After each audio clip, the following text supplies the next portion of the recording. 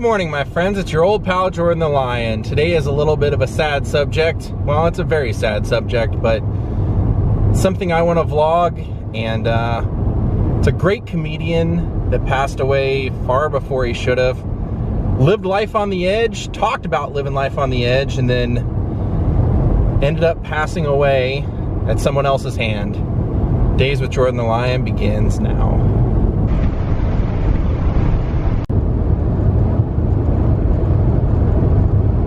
Getting a little bit of rain off and on here. Sam Kinison was arguably one of the greatest comedians the world has ever seen. He was a guy who, his trademark was screaming at people, and he was told to do that by Rodney Dangerfield. Rodney Dangerfield saw him do that and said, "Kid, keep doing that. That's your ticket to fame." But he started out coming from a long line of preachers, and Sam was originally a preacher. Now, one of the weird things that I have heard is that his entire personality changed after a car accident, and just his entire personality changed. He decided to quit preaching the word of God and decided to get into stand-up comedy. Now, he had a friend that he knew in Houston named Carl LeBove, and they came out to Hollywood together at separate times, had experienced the Comedy Store, were inspired by it, and decided that their dream was to start doing stand-up comedy. In fact, one of the people that Sam saw that inspired him the most not only was Richard Pryor, but it was Robin Williams. So they eventually came out to Hollywood together, went through the muck together. In fact, they would live in the North Hollywood area, and some days, since they had gotten door jobs at the Comedy Store on Sunset Strip, they would have to walk 2 hours to and from work just to get their foot in the door in comedy. And eventually Sam would take on a massive cocaine addiction with all of these comics that he rose through the ranks with. And unfortunately, it would all end when he was on his path to redemption in life, on his path to sobriety. So today, where we're heading out to is, I want to take us to where the crash site and where Sam Kinison had his conversation with the other side and said goodbye. Sam Kinison was practicing sobriety for the first time in a very long time, had just been married, and was leaving California via Los Angeles. He had actually been in Hawaii, come back to Los Angeles, and was driving out to what was to be a sold-out show in Laughlin, driving from California to Nevada. We're actually traveling the opposite direction that they did. We're gonna be coming from Nevada to California, so we're gonna pass the location and we'll talk a little bit, and then we'll come back to the location. So the interchange behind me, Sam would have used the last day of his life. Right here at the 95 and 40 interchange, they approximated at 3.5 miles up the road of 95.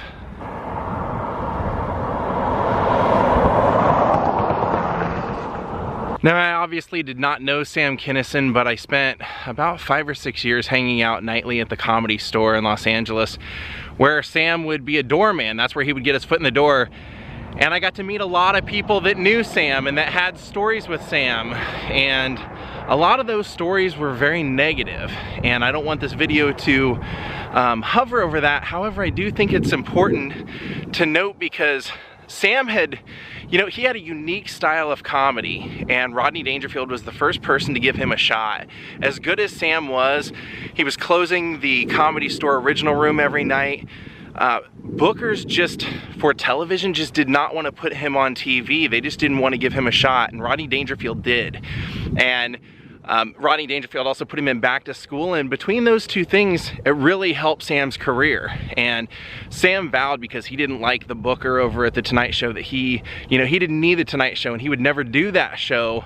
And when he did finally do that show, he didn't do stand-up on there. He actually did a musical performance. So Sam had worked hard and fought his way up through the ranks in the 80s, which was just a different time, especially in Los Angeles. It was fast-paced. time, and Sam being a former preacher, he had very different background. So when he came out, he was originally just, you know, it sounds like a really good guy. Carl LeBeau had nothing but great stories to tell about how, you know, if somebody slighted one of Sam's friends, they slighted Sam. And you know, even Pauly Shore didn't really have the typical life you would have as a kid, being the son of the owner of the Comedy Store. In many cases, didn't really feel like he had a parent. And Sam, being a young comedian, would befriend Pauly and be like a big brother to him when Pauly was like 12 years old. But as success came along, so did lots of money, and so did a big drug habit, and that changed who a lot of people thought Sam really was. You know, I've heard stories personally from people that said, you know, Sam, once the drugs really took place, you know, they said he was making so much money, he was making 25 grand a night in some cases, that he would, you know, just do things to get into your head to let you know he was not your average guy. Like, he would pull out a $100 bill, light it, and then light his cigarette or his cigar with that $100 bill. And they said he had the money, so he would buy a lot of cocaine, and a lot of people lived in, there was a house that the Comedy Store owned called Crest Hill, and a lot of the comedians lived up there, partied up there. So when you have the money and you have the drugs, you have a lot of influence. And they said there was a table in that house that Sam would sit around, and he would basically pick your brain, get to know who you were as a person, break you down, strip you like a banana without its peel. And then if you crossed him, or, you know, he got paranoid from the drugs, they said he would use things either against you, or he would have ways of getting into your head. Like, they said he would all of a sudden just find a reason to start cleaning his guns in front of you. Or I think it was Mark Maron said one time that Sam really got in his head by saying, you know, one thing you never want to do is be put in the position to have to trust somebody you think's a friend. You know, it was things like that, you know, or, you know, no matter how much you apologize, sometimes you have to pay for what you've done. And he would just, they said he would just do things that would kind of get in your head, and that was a big part of the drugs, you know. And sadly, there was a time, I remember he was supposed to be a guest on, Joan Rivers had a daytime talk show, and because of the drugs, he was staying up hours and hours. He would call comedians, wake them up at like 1 or 2 in the morning, make them drive him around all night long just so he had somebody to keep him company.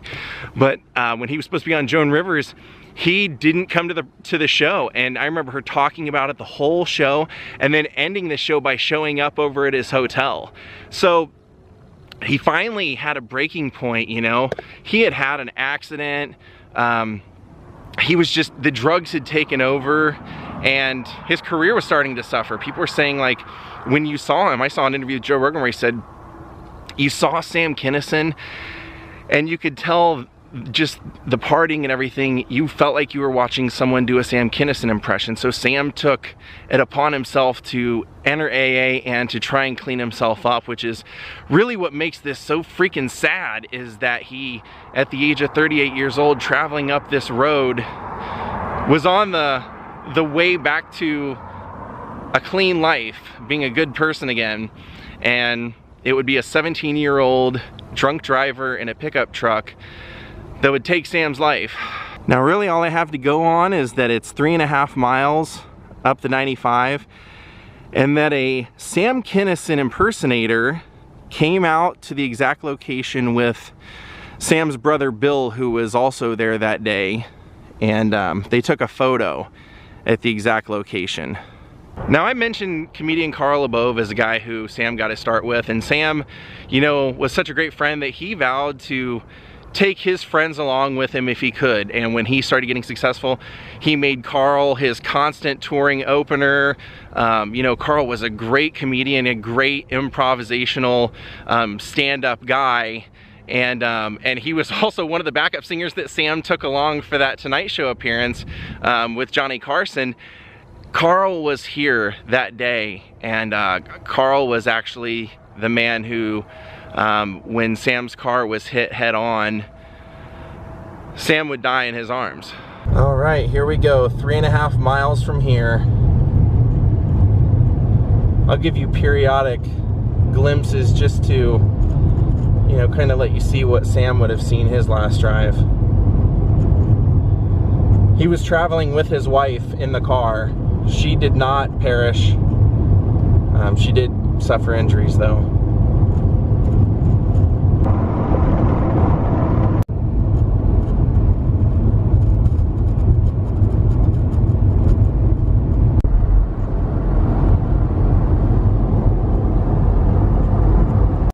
You can tell it's just a 2-lane road, and the 17-year-old in the pickup truck crossed the middle lane and hit Sam's Trans Am head on.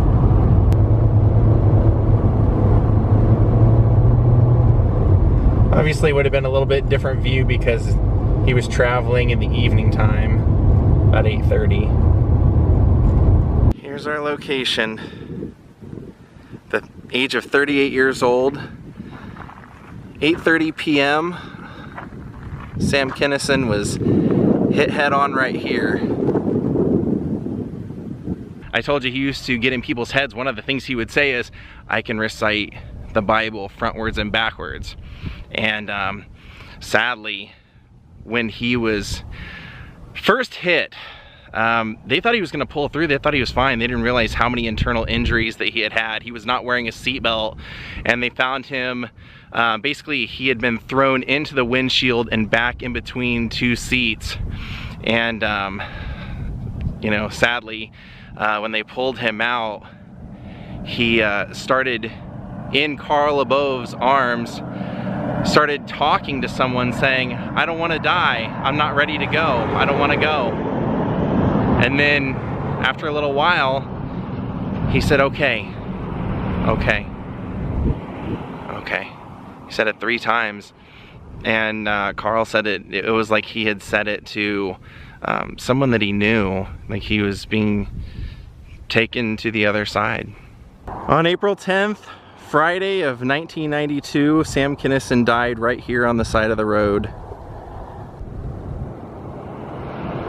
Sam's brother Bill and Carl LeBeau were following behind Sam, and they tried to get him to lay down, and finally he would just end up dying here on the side of the road from internal injuries. He had a dislocation in his cervical spine, a torn aorta, torn blood vessels in his abdominal cavity. He was dead within minutes. The 17-year-old that hit Sam Kinison had a passenger in his car, and there were empty beer cans all over the inside of the truck. When he got out, he looked at his truck and said, oh man, I really messed this up. If you'd like to know what happened to him, well, for the underage drinking and everything, he was given 1 year probation and 300 hours of community service. And right here, the man who is in my favorite Christmas special of all time, the Married with Children Christmas special, Sam Kinison left his body, literally. Sam Kinison is still widely regarded as one of the greatest comedians of all time, and it's really sad to know that a man who was on his way back to redeeming his life had it ended here by someone who was partaking in the same vices that Sam was trying to get away from. Sam Kinison always kind of made his comedy by taking on the darker side of life, his dark sides to his relationships, and it's sad that just 6 days into his marriage, he ended up passing away. He was buried in a family plot in Tulsa, Oklahoma, and his brother Bill continues to keep Sam's legacy alive. And one of the things to me that kind of sucks is there's no marker, there's no cross off to the side of the road, or anything that I can see commemorating Sam's perishing here. Despite being an amazing comedian, Sam Kinison also prided himself on being a phenomenal musician as well. I mentioned he was on The Tonight Show doing an Elvis song where he goes into a Sam Kinison rant in the middle of it, but he was a phenomenal guitar player too, and he never really got his fair dues because he was such a good comedian. People didn't really take him seriously as a guitar player, but he did release an album that's worth checking out, and he did play a mean guitar in a really great Wild Thing video. You can check it out. There are some faces in there that you will recognize. Sam Kinison was a groundbreaking comedian. he had his dark side, and I think, you know, in the end, that's what you can learn from this, is that, you know, this is a guy who had an immense amount of talent, and that drug addiction took him down a dark road that made him lose that talent, and he was finally realizing that at 38 years old, and he never really got a chance. But go watch his comedy. It still holds up. It's still amazing. There's just a likability to him. I don't know. It's hard to explain unless you've seen it, but have a great night, everyone. We'll see you all tomorrow. Goodbye.